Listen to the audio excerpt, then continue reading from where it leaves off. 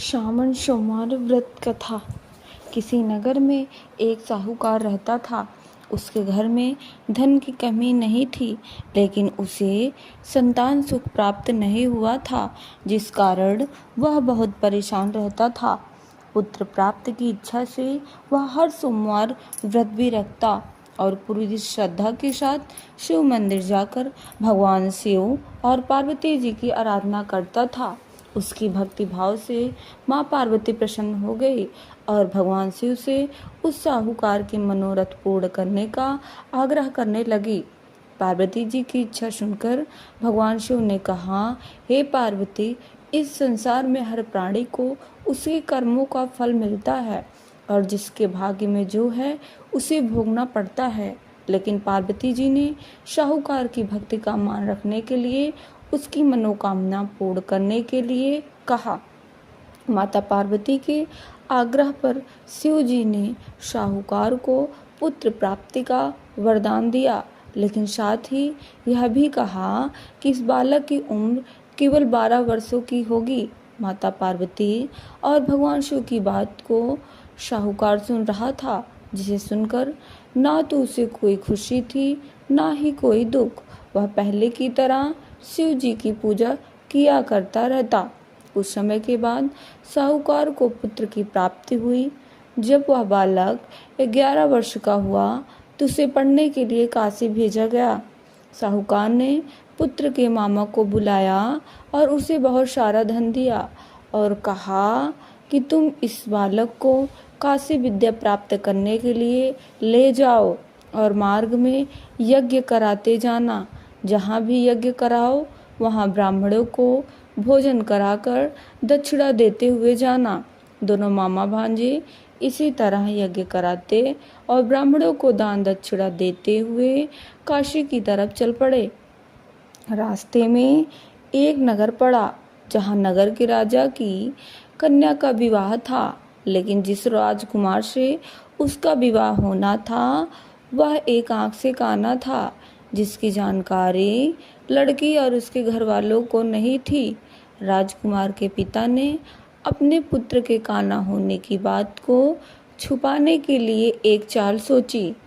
उसने सोचा कि साहूकार के पुत्र को देखकर कि क्यों ना इस लड़के को ही दूल्हा बनाकर राजकुमारी से विवाह करा दिया जाए। विवाह के बाद इसको धन देकर विदा कर दूंगा और राजकुमारी को अपने नगर ले आऊंगा। उस लड़के को दूल्हे के वस्त्र पहनाकर राजकुमारी से उसका विवाह करा दिया। लेकिन साहूकार का पुत्र बहुत ही ईमानदार था। उसने मौका पाकर राजकुमारी की चुन्नी पर लिख दिया कि तुम्हारा विवाह तो मेरे साथ हुआ है, लेकिन जिस राजकुमार के साथ तुम्हें भेजा जाएगा वह एक आंख से काना है और मैं काशी विद्या अर्जन के लिए जा रहा हूँ। राजकुमारी ने चुन्नी पर लिखी बात अपने माता पिता को बताई। राजकुमारी ने अपने पिता को यह बात बताई तो उनके पिता ने पुत्री को विदा नहीं किया। दूसरी ओर साहूकार का लड़का और उसका मामा काशी पहुँचे और वहां जाकर उन्होंने यज्ञ किया। जिस दिन लड़के की आयु 12 साल की हुई उस दिन यज्ञ रखा। लड़के ने अपने मामा से कहा कि मेरी तबीयत कुछ ठीक नहीं है। मामा ने कहा, तुम अंदर जाकर सो जाओ। शिव जी के वरदानानुसार कुछ ही देर में उस बालक के प्राण निकल गए। मृत भांजे को देख उसके मामा ने विलाप शुरू किया। संयोगवश उसी समय शिव जी और माता पार्वती उधर से जा रहे थे। पार्वती ने भगवान से कहा, स्वामी, मुझे इसके रोने के सर सहन नहीं हो रहा। आप इस व्यक्ति के कष्ट को अवश्य दूर करें। जब शिव जी मृत बालक के समीप गए तो वह बोले कि यह उसी साहूकार का पुत्र है जिसे मैंने 12 वर्ष की आयु का वरदान दिया था। अब इसकी आयु पूरी हो चुकी है, लेकिन मातृभाव से विभोर माता पार्वती ने कहा, हे महादेव, आप इस बालक को और आयु देने की कृपा करें, अन्यथा इसके वियोग में इसके माता पिता भी तड़प तड़प कर मर जाएंगे।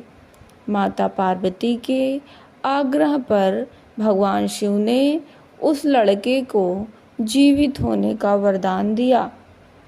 शिव जी की कृपा से वह लड़का जीवित हो गया। शिक्षा समाप्त करके लड़का मामा के साथ अपने नगर की ओर चल दिए। दोनों चलते हुए उसी नगर में पहुँचे जहाँ उसका विवाह हुआ था। उस नगर में भी उन्होंने यज्ञ का आयोजन किया। उस लड़के के ससुर ने उसे पहचान लिया और महल में ले जाकर उसकी खूब खातिरदारी की और अपनी पुत्री को उसके साथ विदा कर दिया। इधर साहूकार और उसकी पत्नी भूखे प्यासे रहकर बेटे के आने की प्रतीक्षा कर रहे थे। दोनों ने प्रण कर लिया था कि यदि उन्हें अपने बेटे के मृत्यु का समाचार मिला तो वह अपने शरीर त्याग देंगे। परंतु अपने बेटे के जीवित होने की बात सुनकर वह बेहद प्रसन्न हुए।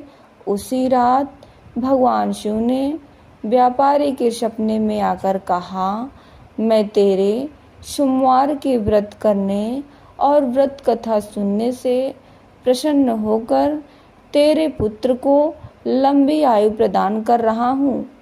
इसी प्रकार जो कोई सोमवार व्रत करता है या कथा सुनता है उसके सभी दुख दूर हो जाते हैं।